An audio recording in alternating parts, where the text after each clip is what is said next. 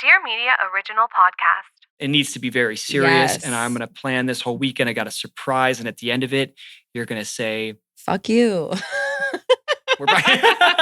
I'm saying, Fuck. I'm out. Bye. I'm going to present you with these blue balls, and I got a flight to catch. Goodbye. See ya.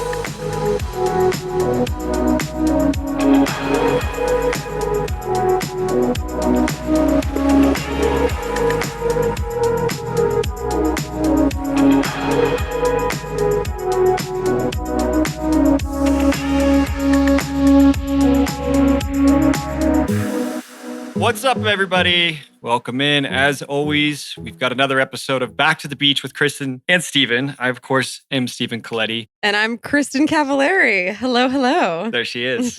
We've got episode 10 for you guys of season 2. It is titled Lies and Goodbyes, more like Lies and Blue Balls.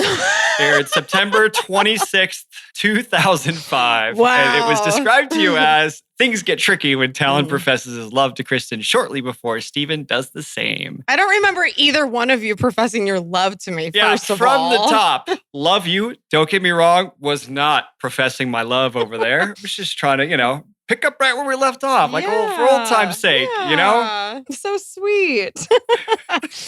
I guess I didn't think so at the time, though. There's quite a harsh previously on because they're going to follow two main storylines in this one. It's all right, they're still trying to get you and Talon going, and then you're going to go see me. So it's like, what's going on with you and your boys? And then we've got this wild card storyline for one episode where Casey is talking shit on Alex. She made up a rumor, or there's some sort of rumor that should talking shit. It is like saying one of the most fucked up things you can ever say about somebody. Talking about someone's bad hygiene. I am sorry to do this to somebody in general is horrible, but especially on camera. This is so beyond fucked up. I actually forgot about this and I watched the episode back and I was like, oh my God, are you kidding? And you know what? They're talking, we all know what she's talking about, okay? It's not just like you have BO. Like, no, like it's very bad hygiene. Personal. And Alex was the one who was like, hey, like she like didn't want anyone to say it on camera. She said I had bad hygiene, trying to like soften it. It's so fucked up. It's not even funny. I feel so bad for Alex. You girls are vicious, vicious creatures. I was wondering, I'm like, Casey, who is the kind of new girl in town. I warned everybody. She hears this from somebody and then she relays it off to somebody else. And I know it's high school, but like, was there not any sort of a filter or a stop, some sort of like, maybe I'll bring it up to her, let her know that there's a rumor going around? Because it seems like they were close. So they had somewhat of a friendship. That is like, why wouldn't she just go right to her with this? But all I'm going to say, I'm like, everyone should have listened to me. I warned everybody about Casey. I knew she was bad news. Yeah, they use that part of you just joking around with Jessica calling somebody a slut just as you do. You call somebody a bitch. Yeah, exactly. But they've got you in your narration. You're like, Alex M finds out Casey has spread a nasty rumor about her. I knew that chick was bad news. And it was like, fuck, like she's not like a terrible person. She makes a horrible decision, I think, at this point, but they like make it seem like she was just bad news in the show. It's funny that they have you saying that. It's like, I don't know if she's necessarily bad news. She made a very poor choice. Okay, that's fair. However, I will say, you want to know what I thought was when Alex, and I'm jumping ahead now, but when Alex and Casey had a conversation on the beach and Alex wanted to confront her about it, the fact that Casey somehow like turned it around on Alex and was like, you're evil. It's like, oh my God. Yeah. This is like narcissism at its finest, where like you flip everything, you turn it around, you manipulate. All of a sudden now it's your fault for something I did. And you walk away from these conversations going, wait, am I crazy? Like, oh my God, my head was spinning. She was basically yelling at her to forgive her. Saying, hey, you need to forgive me. And she has this like line in there. Bullying someone into forgiving you. Exactly. And I'm like, not necessarily the route I would take, and then call them evil for not choosing to forgive you in this moment. I was like, what the fuck? Oh. And it's funny because I feel like in that scene, Casey knew obviously what she was going to do. She had to go down and have a chat with Alex at the beach. So she's running through her mind everything that she's going to say, right? Yeah. It's almost like she wrote down like what to say to take responsibility for your actions. Like it was kind of boilerplate, like here's the things that you say you're sorry for and tell her what happened, explain your side, and then, hope that she forgives you. I think what happens is like Alex, who I give her a lot of credit here. First of all, to have this storyline. Could you imagine the producers first coming up to her about this? No, it's And so talking to her about it? mortifying. But she handles it, I think, very well. I mean, she's of course embarrassed, but she's kind of laughing at herself like, this. I can't believe this is the fucking conversation that we're having. When we start this episode and it's Alex M, Cedric, and Taylor, I think they're going down to the beach. And Taylor's kind of, she's the one from the producers having to introduce the problem. And then she talks to Cedric about it. Cedric was like, oh yeah, I got a text from somebody saying, and then Alex is like, Cedric. Yeah, exactly. She doesn't want anyone to say it on camera. Like, stop. Do not go any further with that statement. Let me say it. And yeah, she made up a rumor that I have bad hygiene. And I mean, Alex, like, she rolls with the storyline for the episode. And I give her a lot of credit for that. As ballsy and takes a lot of maturity considering it's fucking high school. I mean, I don't know. I'm trying to think of the worst rumor thrown around about me. Did you have some bad rumors? I'm sure. I feel like my whole life I've had bad rumors. Are you kidding? How much time do we have? Yeah. I mean, some of them were true. I remember being mortified the most when one of those kids got a hold of that love note that I wrote you. Remember I told you, I think a few episodes back, we talked about this. And you carried it around in your little purse, and then he dug through and got it and like read it all. And it was like my most personal moments with you. Oh, I remember I was super embarrassed. Oh wait, I have an embarrassing moment for you. Oh, okay. Love Do you this. remember when we were in the halls in high school and we had halls in the high school? We actually did. A lot of it was outdoors, but that one room by where the lockers used to be, there were some halls. Okay. Yeah, anyways, I'm not going to go over the geography of Laguna Beach High School for like paint the picture for me. Where exactly was I standing? So on the northwest corner, the corner of okay, got it. Next to the administration building. And I think this was like right after the first time that you and I hooked up. Okay. There was a moment where you were walking down the hall, and I think one of your friends was near me, and you weren't like yelling back to them, but you were just like, what's up, bitches? Like doing what you do. And there was like 10 stairs, and you had your rocket dogs on, and you got like the second stair, you just bit it. No. And then you just went like, you don't remember that? I did not remember that. My God. Wow. See, you ate so much shit in the hallway, and it was really funny, but you handled it really well. You got up and you were just beet red. I mean, you look like a lobster. No, I blacked that out of my memory as well. Anything traumatic, I blacked out. We know that by now. I don't remember that. It was really funny. There you go. I guess, yeah, that would be my most embarrassing thing, and I'm glad I don't remember it. It takes a lot for me to get embarrassed, though, honestly. Like, I'm pretty roll with the punches. I can take a lot, So for me to actually get embarrassed, it has to be like something pretty substantial. I'm trying to think if there's any rumors that I remember going around. I don't know. Oh, I don't like this game, the rumor game in high school. Yeah, this makes me nervous. Let's move on. So back to the previously on. Yes. They've got you saying that chick was bad, and then they kind of did you a dirty by cutting to the scene where you and Jessica are having a joke about calling somebody a slut. Like, and you're obviously laughing it off. And they use that against her. Yeah. But they're, of course, painting you as the villain, as they got to do. Per usual. Then you say, meanwhile, Talon wanted more from me. To make matters worse, Steven had invited me to San Francisco. Like an idiot, I said yes. I was like, damn. All right, who wrote that one? That one was juicy. Going in. Yeah. Meanwhile, we should set the record straight. I mean, we would have never done this trip if it wasn't for MTV. No, we wouldn't have. And you can tell I'm having this like internal struggle of it's good to see you and everything, but I also don't really want to be there. I think that I don't want to lead you on, which I think was kind of happening by me being there is what it seemed like. And so it was a hard trip for me. I mean, it just was because I shouldn't have been there. I just shouldn't have been there. And I also don't like that this episode, they make it seem like I'm playing both you and Talon. Again, the dinner with Talon where he's making me dinner, that is all MTV. I never would have gone over there. There are so many wild lines. This is so manufactured, this episode. Yeah, there's this one little piece. When you guys start to talk about me, everything is off camera in wild line. You guys must have been joking about something. Or again, it's one of those moments where MTV is trying to get you to talk about something and you dance around it, you don't really do it, and then you kind of give them something to kind of give in a little bit, but it's like, it'll be taken, it's like a weird context, they might not be able to use it, right? But of course, they'll still find a way. And so there's like one moment on camera where you're like, I'm so done with Steven, it's not even funny. And then you guys both laugh. And so you could just tell that that's like on the tail end of MTV spending like 30 minutes trying to convince you to talk about me with Talon. Exactly. Guys like, I don't want to fucking talk about that. Like, I'm not going to say that. I would never have this conversation here. You know, doing the push and pull that we have with with them. But then eventually they get a little something and then they'll just, And that's what they fix it in the use. edit, as they do. So, And they make it seem like I'm literally lying to Talon about going up and seeing you. Like Talon and I were not That's dating. fucked. I would have 100% told him that I was going to see you. All of that. Now I kind of understand what you went through season 1, where you were the player. Now I'm like, I would never do that. None of this is accurate. Or how about like when I first show up to Talon's house and he goes all out for this dinner, which by the way, again, I know was MTV being like, you should cook her this elaborate meal and like do all of these things. They set it all up. Yeah, they set up all the candles. They buy the shrimp. Yeah. They do all They're that like, here's the shit. martini glasses. You're going to put this in there. Exactly. Wash it. We're going to get some footage of you doing it. Yes. Oh, yeah. But when I show up, what I say is, wow, this is intense. Not like, oh, this is really sweet. I'm just like, whoa, what is going on here? Like such an asshole.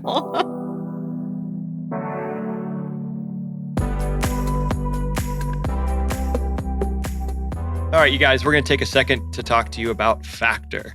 This spring, you need nutritious, convenient meals to energize you for warmer, active days and keep you on track reaching those goals. Factor is America's #1 ready-to-eat meal kit and can help you fuel up fast with ready-to-eat meals delivered straight to your door. You'll save time, eat well, and tackle everything on your to-do list. Looking for calorie-conscious options this spring? Try delicious, dietitian-approved calorie-smart meals with around or less than 550 calories per serving. Ooh, coming out of winter, I'm going to be focusing on those right now. Factor offers delicious, flavor-packed options on the menu each week to fit a variety of lifestyles, from keto to calorie smart, vegan and veggie, and protein plus.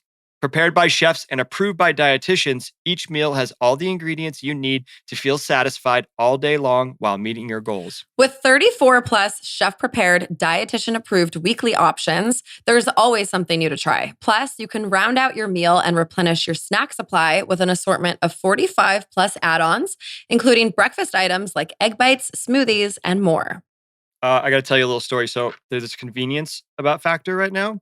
As you know, I've been on the move here. So I'm basically in between boxes and nothing is put out. I can't cook a meal, but I do have my Factor. And thankfully, I can just throw that in real quick, have it ready in a couple minutes, and it has saved the day. Makes sense. Okay, you guys, head to factormeals.com/beach50 and use code beach50 to get 50% off your first box.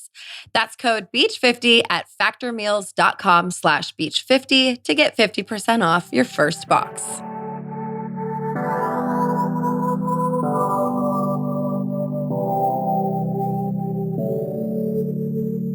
Do you remember, I want to ask you about the scene where Alex H is talking to you and you guys are talking boys. And I have written here, it's like very much an MTV moment, but I wonder, so you guys are kind of doing a little walk and talk and you sit on a little bench and you're like, yeah, but Steven tries too hard and Talon likes me too much. Yeah. Oh, wow. And so huge problems. And I'm wondering, because it's like, what was the conversation? Do you remember that scene? It's I think it's the first one in the episode. And do you remember what the producers were trying to get you to say and how, like, because they obviously wanted you to talk about him and I in that scene when they probably knew the name of the episode was going to be Lies and Goodbyes. They're like, all right, we need this scene to tie it together. We need this scene to tie it together. But yeah, do you remember much about that scene? You know, I do remember that it was filmed, I think, much later. I would almost put money on the fact that I think it was a pickup scene because I think it was one of the last things that we filmed. So yeah, to your point, they clearly had an agenda. They knew exactly what they wanted to get out of that scene. And that's why we're talking about both you and Talon, which there was never any overlap. So to realistically talk about both of you in the same setting, same scene as that, it wouldn't happen. It was so unrealistic. But I don't know if this was when Talon really did like me or if that was just kind of part of the storyline. Because Talon and I think I said it last week, we did kind of date or hook up or whatever for like a 2-week period. And we always were flirty and had fun together. But beyond that, there really was never anything there. Definitely. I mean, you've got these, just a couple storylines that we're following for this episode. And then for them to piece it together and make this whole bad hygiene like square off between Alex and Casey, which I think when they got that scene with the two of them going back and forth on the beach, they're like, okay, this is going to be a pivotal story in an episode. And then we're going to reverse engineer from there. Because then you have like 3 scenes leading up to that. You have 3 scenes after. You have Lauren, So Lauren makes an appearance. random. Her and Casey What are the fuck? friends. Excuse me, what? No, yeah. I was like, this is what? I never in my life have I ever seen them together except for in this scene. That was so random to me. I have this scene. It says Lauren and Casey get coffee. What the fuck?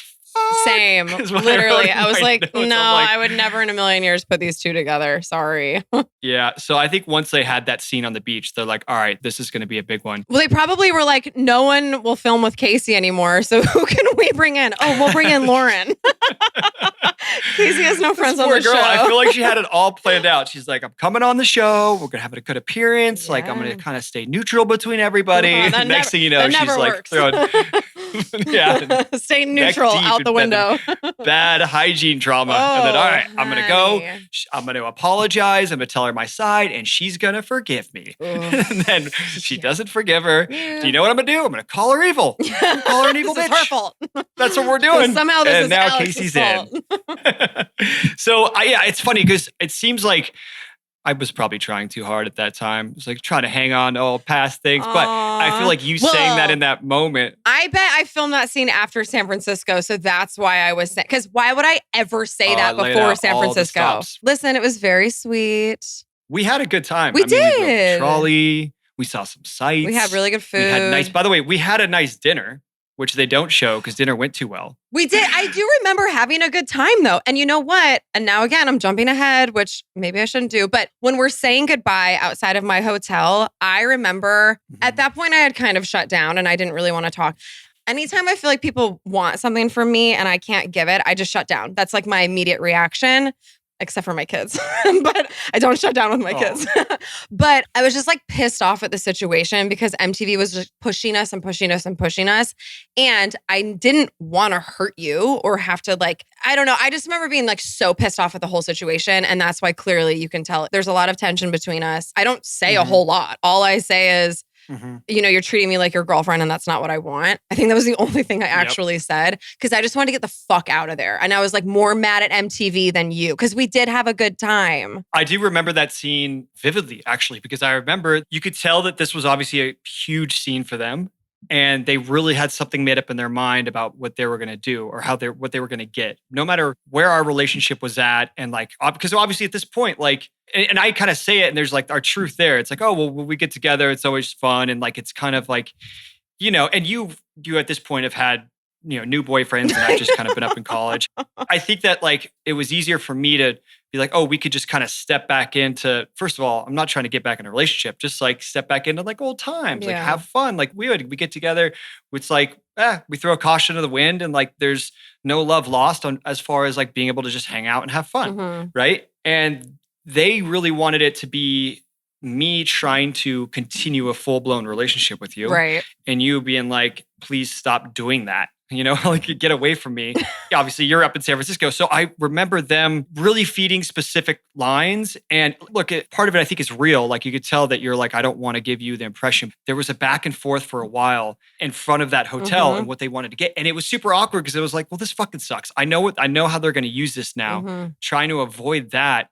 But like, you know, I'm playing a little bit to like for them to get what they want. And that's why when there's that scene the next day, which by the way, it's all cut up because some of the stuff that I'm wearing when we're cruising around on the day of our date, I'm wearing the next day. And it's supposed to be like our little goodbye moment, right? Yeah. So anywho, it's them just reaching to piece everything together to fit the storyline that they needed for that episode. But I remember like they really wanted me to talk about how I felt when I was around you. Yeah. Like what was it like when I got back around you? Which I do remember, and it is honest and sincere, is that it was easy for me to just fall back into our old ways and like wanted that to like why we spend time together. Like, why not? Like we could still have our fun. You're single, I'm single. We do that when we go our separate ways, you know? But they really wanted to make it more about like me thinking that we need to get back together and all that. So it's an interesting little dance that's being played there. There's some truths over here, but then there's some really forced lies over there on their part on trying to make this happen.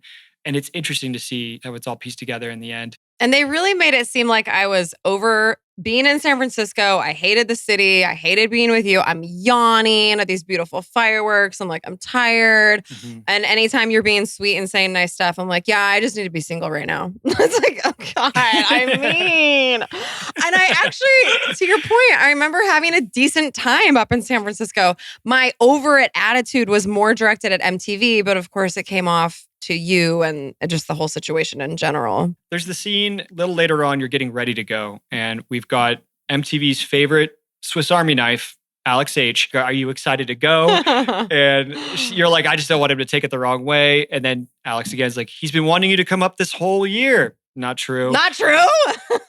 Are you sleeping in his dorm? Which can you even do that? No, but yes. But like, I remember thinking like, oh, sick. Kristin's getting a hotel room. Like, all right. Like, maybe we like have that's a where hotel we're room we shacking can party up. at. Yeah. Yeah. But it's funny that they got who's saying, are you going to sleep in his dorm? Of course, just all the little college staples, if you will. I love it. There's also a little funny part where I do love this moment. After MTV kind of has you talk about where Steven and Talon's feelings are towards you. And Alex and Who's is like, just kind of like, what? Like, how do you do this, right? And she goes, what do you do? You're like, I don't know. And then you're like, wait, what do I do? Like, how do I do this? She's like, you seem to always get the upper hand. And then you just, of course, give yourself the shit. You're like, because I'm a bitch. I don't know.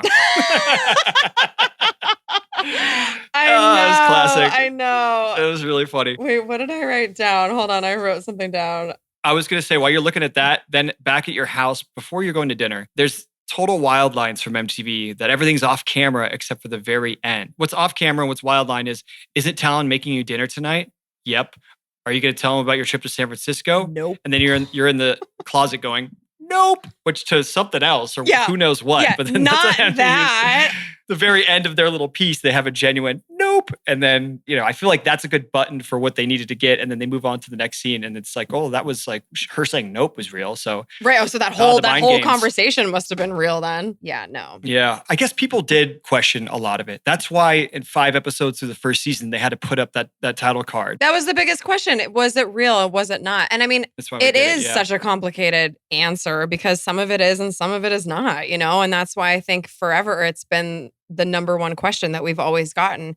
And obviously, even sitting here breaking it down, I mean, we've discovered so much, at least I know I have, just going through everything and your perspective on what they did to you. Like, I really walked away from the show being like, they really, fucked with me. And I never imagined they fucked with everybody the same way they fucked with me, but they clearly did. And that's been really eye-opening for me was, I was edited a lot, but so was everybody else, But then there are these moments of truth too. So that's why you're like, is it real? Is it not? It's confusing. Of course. And that's what they always have to fall back on. I mean, they trained us in their little quick 40-minute media session before we went to the VMAs. And our only media training that we ever got from them, they were like, just make sure, when everyone talks about the show and asks you about it, this is your real life. You tell them it is real. Everything is real. And they were really emphasizing that. And it's because obviously they knew what they were doing behind the scenes, which is taking all sorts of crazy liberties and sensationalizing our lives, which, look, at the end of the day,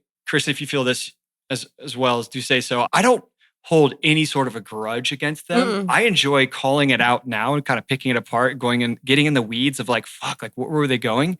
Because at the end of the day, it's their job. They're supposed to make a fucking entertaining television show that has people coming back every week and they're going to sell soap and cars. Yeah. And look, what that takes is sensationalizing these people's lives and to be able to have a unique opportunity of taking amateur talent, if you will, talent loosely at this point in our lives. We're mumbling as our shitty language Quote, and mumbling through talent. things and amateur individuals and using the foundation of stories they've heard from their life and trying to set up moments to recreate that and then also edit into their spin of the story and then see how else it can thrive and what else happens. So it's kind of a fascinating thing. Yeah, I haven't really thought about it like that until we've gone through this podcast. It really has been interesting and my hat's off to them for what they created. For sure. Considering what they had. And I mean, delicate stuff when you're dealing with 17, 18-year-olds. And we do love the crew. We love the producers and the directors and the writers that would come on to our little scene and say, hey, we need this line for you. And then like scurry off. We never really see them again. Yes. Because they're talking to kids. Yeah. I mean, I just could only imagine that first phone call. It was probably Jessica Reynolds, actually. We'll give her a shout out. She was our talent producer who wrangled us everywhere and dealt with our, immature Our little crazy asses.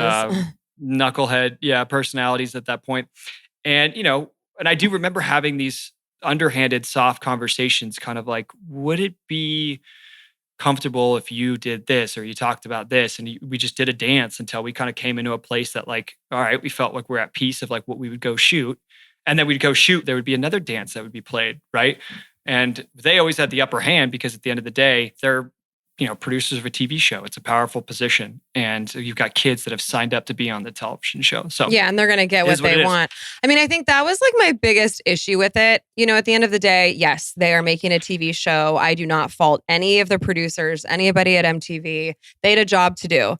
My biggest issue with it back then was we were so young and we were in a really vulnerable state where they manipulated situations in a lot of ways, where now if you do a reality show, going into it, okay, this is not going to be, nothing on TV is real. I don't think, unless there are cameras with you 24/7. But even then, you still have to edit together storylines. So that reality TV is a different thing now. And because we were in high school, I mean, we were kids. I had just turned 17 when this started. I mean, when you don't even know who the hell you are and they're messing with real friendships and relationships, that was tough for me. It was really hard. But I don't regret it. 100%. I don't regret anything. And I'm really happy I did it.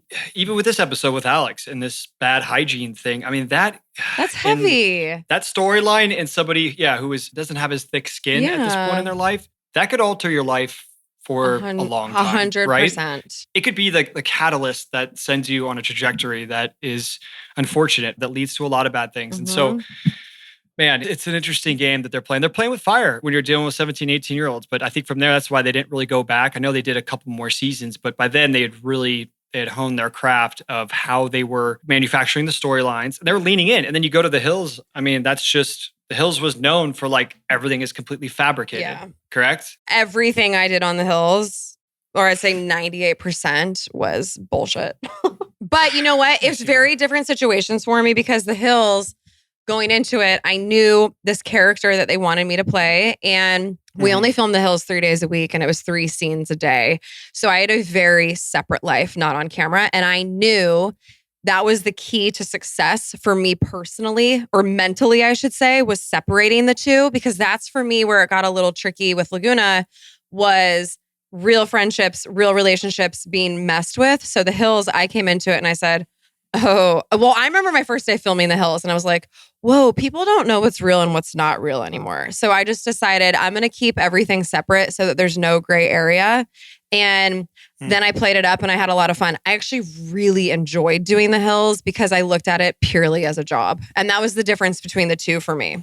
Yeah, you're playing a character. Yeah. Well, that was really smart. Thank you. By the way, even though we know that MTV is probably shopping for talent and setting him up and letting him know what he's going to make, I do like the focus that he's got in making you all, he's preparing the food and cutting out all the little shrimp up. It was very sweet. There is another classic wild line where when you're talking about going to dinner, Alex says, you really should tell Talon you're going up to see Steven. It's like the last thing at the end of the scene. It's really weird. They just wanted to make it seem like I was playing both of you guys.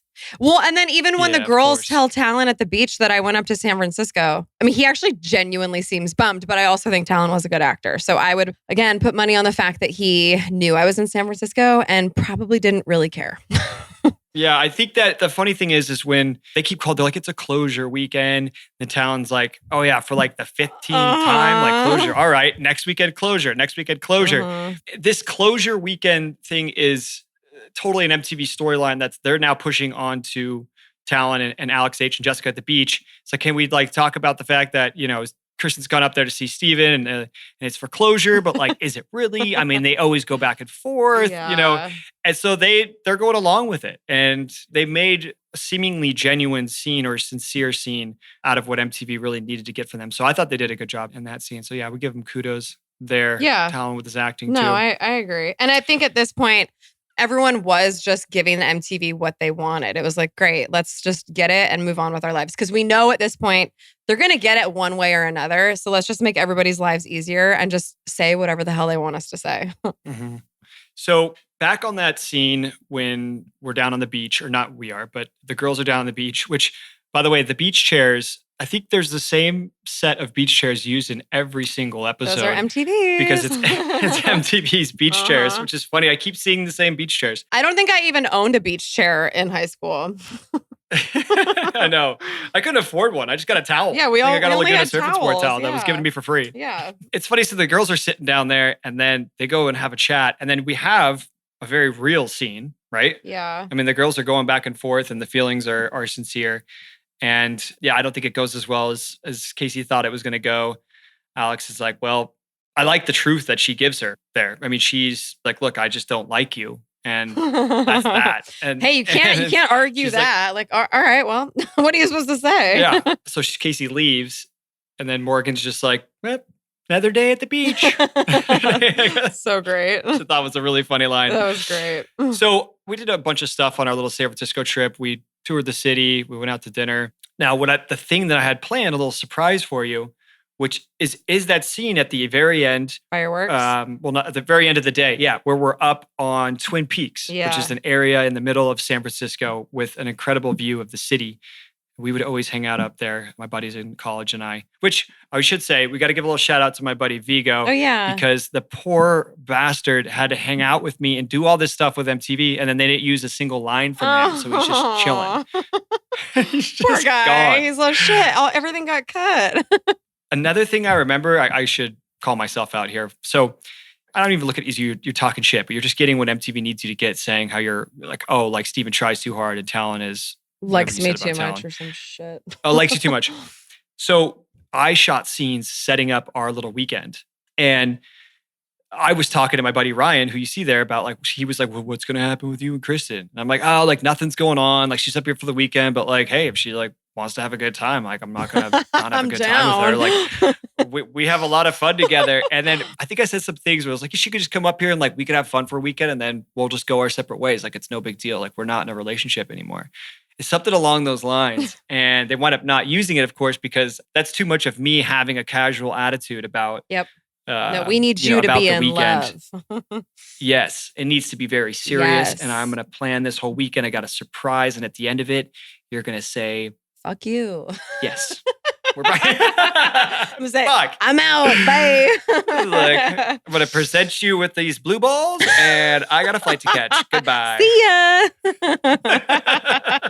But I did like the scene, even though they cut it up and they used these wild lines and like we're kind of bouncing off each other from the back as they're looking towards the fireworks and they put in, Steven, stop. Oh my God, stop, Steven. I know. No, that's like not what was happening in the moment. Like we were just, we had a good time hanging out, but it was, to your point, I think I could tell that I was more casual about us hanging out. Like, oh, let's have fun as we do. I was a little as I say 9 times during the first season of Laguna, like, Kristin's a really cool chick. She's really fun, you know? She's like super cool to hang out with. That's all anyone ever said about me. But she's not girlfriend material. She's fun though. I got it, guys. I get it. So we had fun, but they just dropped it a bunch of little wild lines. I will say it's a big moment from you. Old habits dying hard for me with you. I give you more credit for, I think, the idea of like, all right, we can't do the little game that we've played for like so many years. Like we do need to move on here. So right. I think you were in a more mature position with our relationship in general, friendship or together, as opposed to where I was thinking, being the dude, you know, being like, oh, you know, we'll probably hook up. It'll be cool. Yeah. You know? And then things will just go back to normal, which clearly we had like, whatever. tried. Like, I don't even really care. Yeah. I don't even care. Just like, I'm over her. Yeah.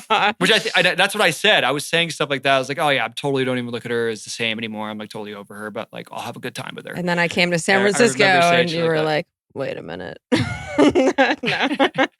No, I mean, girls do mature faster than guys. And I think, yes, I knew that we shouldn't be in this limbo phase of friends that hook up or not or whatever. Like at that point, it was like, we can't keep doing this. And we both knew I wouldn't have been there if it wasn't for MTV. So I had to stay the course, keep my eye on the prize. And I think I was dating Sam, honestly. I really think I may have been dating Sam. Oh, shit.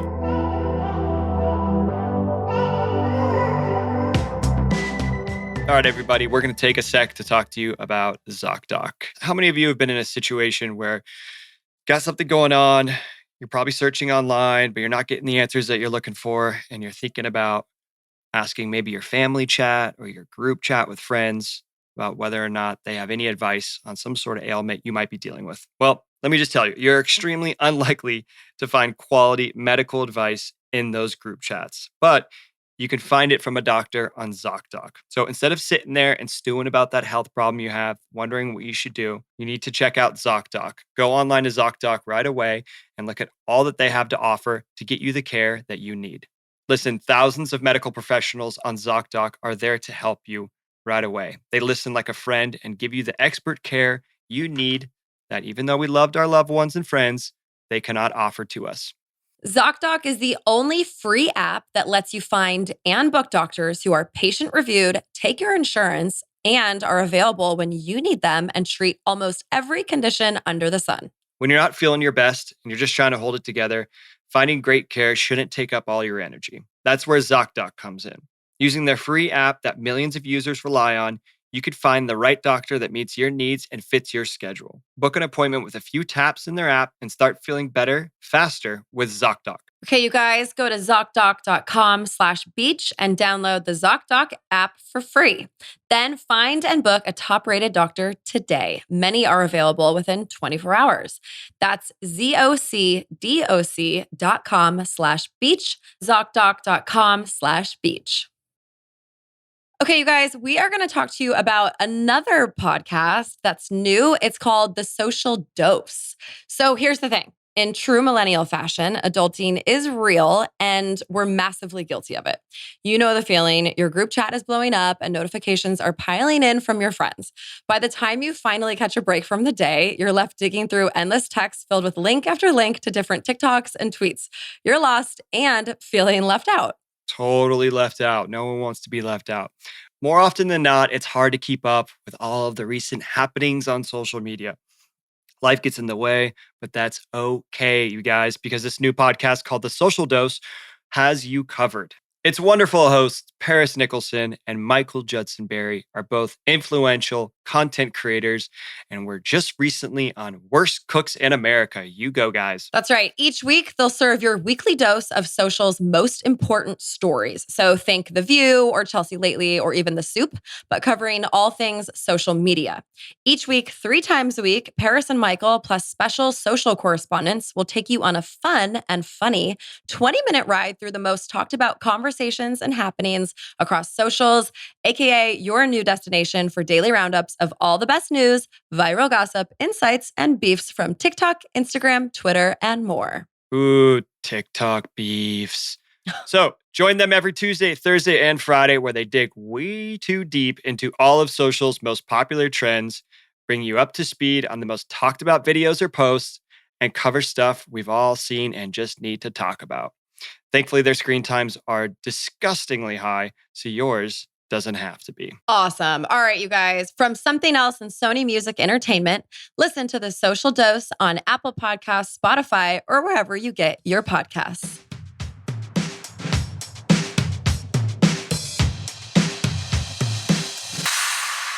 Well, we have our little goodbye. This is the end. I think this is my last scene in the entire show, right? Is it? I mean, I sure No. hope it is. Surely you're at the party at the end of the season, no? At Lauren's house? Oh, that's right. Yeah. That's right. There's this landslide as well. Oh, yeah. Oh, yeah. Man, More to come I was from getting you. More to come. do we have anything left? Or I is would this- is imagine, this the Steven, end? there is no freaking way our last scene together is in San Francisco. MTV would never let that happen. It's a good goodbye moment, though. It's like we kind of like, all right, even in like the perfect opportunity for us to like fall back into old ways. Finally, somebody is like, no, we can't. We can't do it anymore. And I'm like, oh shit, but it just Aw, still wah, feels wah. like it used to. Aw. Moving on. I don't remember a scene, but I would guess that this is not the end of us. There's no way. All right. Well, we will stay tuned. I guess we're going to find See out. what happens. We're going to find out. All right. Well, Ratings. You want to go first? Okay, sure. I gave myself a C because they really made it look like I was playing both of you boys, which I was not. And I just looked like I was playing with my emotions. I was playing with your little heart. And I looked like I just was in a shit mood in San Francisco the whole time, which also was not real. But so just not my best moment. What about you? I'm going A. Oh. I'm feeling good about it. Okay, Like wow. this is a more of a little grown up episode. I Okay. feel like for me, it's emotions are in check when expectations were not met, which I think is the key. Okay. We're showing some growth Look there. at that. A little bit of better judgment on camera. You say earlier on in another episode, I think it's of this season, that like I just get immature. Like when things aren't going the way I expect, I just like act immature and can't really handle it and just, I don't know, clam up or something. And I think that it could have gone that way in this episode. Yeah. I think MTV was maybe expecting that Yeah. if they were kind of pushing for that. But we just are like, well, all right, I'm just going to be chill and kind of go our separate ways, if you will. And we do. So look, I'm going to take it as an A. I think we are growing up a little bit and making more mature decisions, even if it comes through you first. I hear you loud and clear. We go our separate ways. We still had a good time together, even though we knew, I think early on from when you stepped foot in San Francisco, that like this wasn't going to be like a Steven and Kristin hookup weekend. So Look at Hey. that. College Steven gets an A. He's growing up. Okay. What did you give the audience rating? I'm going C. This episode is random to me. Mhm. I think overall having the San Francisco storyline is this bad hygiene thing is fucked up. I think to an audience, it's like, okay, is this the whole reason this Casey girl has been kind of introduced through the first 9 episodes of the season? Yeah. Is because they want to have this one moment where these two fight on the beach. It is a real moment. So then let's reverse engineer everything else. But I don't know. Other than that, there's no storyline with her for me that I'm invested in. Mhm. So it's like, maybe that's an interesting moment. Even Casey and Lauren, if I was like audience, I'm like, what? Wait, who's I don't know. Yeah, I agree. It was. What'd you give it? Well, I gave it a B. It was a pretty random episode. I gave it a B though because I feel like having us back together was good for the audience, even though it didn't probably go as some people hoped or planned or whatever. I do feel like it was nice to see us together again. I also think the Casey drama was a little of a jaw-dropping moment. Like, wait, what? This is actually happening? So there were some good elements, but yes, to your point, it was a random episode. It felt like a filler episode for sure. Definitely. What's the do-over for you? So I wish that I opened up more to you in San Francisco, just about where I was at, instead of not really saying a whole lot, standing outside of the hotel room saying goodbye to you. I felt like you were trying pretty hard to communicate and just have an open dialogue, and I really wanted no part of it. Hey, I appreciate that. Yeah. I could also see there's a protection in there. I think in that scene where we're standing out saying goodbye and we're trying to do our dance with what the producers need and us talking. And I'm just like, oh, it's easy to kind of fall back into old ways with you. But then I'm like, oh, but I'm good. I'm over it in a way. And I'm sorry, I say that. And then you're about to say, but like, oh, you're not, like, you're still acting. You're still treating me like you're Like I'm your your girlfriend. girlfriend. Yeah, but you underhand toss it. And I think had you and I been in private, you would have been like, yeah, you're still like you're all over me. Oh, I think you were looking out for me in that moment while still understanding you needed to give something for MTV. So I appreciate what you just said there, but yeah, it's all good.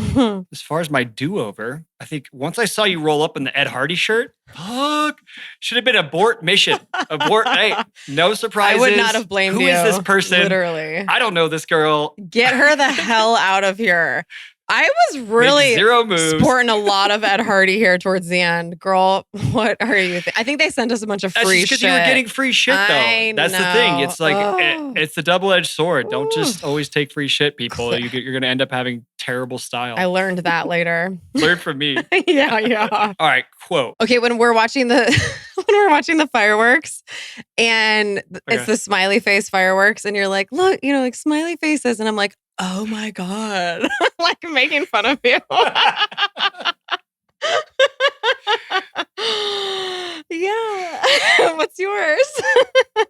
That is funny. Okay, I've got Alex M here. When she's talking to Casey on the beach, she's like, what am I supposed to do? Be like, Case, hi. I'm like fake and I really like you when actually I don't like you at all. It's so good. It's so good. That's a great quote. I love And it. then, Casey comes back and she says, then you must be an evil person. And she's like, don't call me evil. I love it. And she's like, I'm over it. I don't want to be your friend. So I get credit to Alex here. I think she handled herself very well. Again, the girl calls her evil after she has been helping spread a rumor about her. And she kind of just she rolls with the punch and just kind of throws it back proverbially Yep. in her face of like, what the fuck wait, what are you saying? Oh, so this is a moment I wanted to bring up. She's yelling at Alex, you forgive, don't forget, but you forgive. Yeah. And she's saying that to her face. And you could pick up the last time after Casey says you forgive, you can hear on her mic, Alex laughing, but they immediately cut to what they need for the scene, which is Alex saying something like fighting back, and just pushing back, something maybe a couple sentences later. But after she says this like really forced, like probably rehearsed in the car, like you forgive, like you don't forget, but you forgive. And she says it and she's got this like, she's really adamant about it. And Alex, you could see she laughs and she kind of looks off to the side, but then they cut back to a different moment with her. But you can hear Alex laughing on Casey's microphone, which is I love that you caught that. Really funny. I did not notice that. Yep. Very good. Anyhow. Good random episode. Well, thanks for coming to San Francisco. You're welcome. It was so great. I think that's the only time I've been to San Francisco, actually. Maybe another time when I went to Napa, I flew into San Francisco. But yeah, I've only ever spent any actual time in San Francisco with you. So maybe I need a redo. I should probably get back at some point. All right, guys. Thanks for tuning in here. We'll be, of course, back next week. Kristin, where do we go next week? Oh, God. Next week is not my best moment. It's the fiesta. I do some fucked up stuff. Don't tune in next week, but we'll see you in 2 weeks. What do you mean fiesta? Our Cinco de Mayo fiesta. Alex Hooser and I had a fiesta. Of course, they don't say it's Cinco de Mayo, but that's what it was for. My favorite holiday. I was blackout hammered and some dumb shit. Ooh, Cinco de Mayo. So I assume that there's probably some tequila involved in this. Just a little. Honestly, one of the drunkest I've ever been still to this day. I'm not even kidding. And that's not an excuse for what I did, but we're going to break it down next week. But if you don't want to tune in, MTV it's all good, honestly. We can just skip over to the next one. If MTV is like, all right, how do we get the Cabo vibe in Laguna? Cinco de Mayo. Like 2 weeks after Cabo, by the way. Tequila flows. Let's do it. We're throwing a fiesta. All right. Well, I'm looking forward to this one. Yep. There you go. We will see you then. Tune in for me, but don't tune in for Kristin, and we'll maybe see you next week. Yep. Hopefully not. Bye.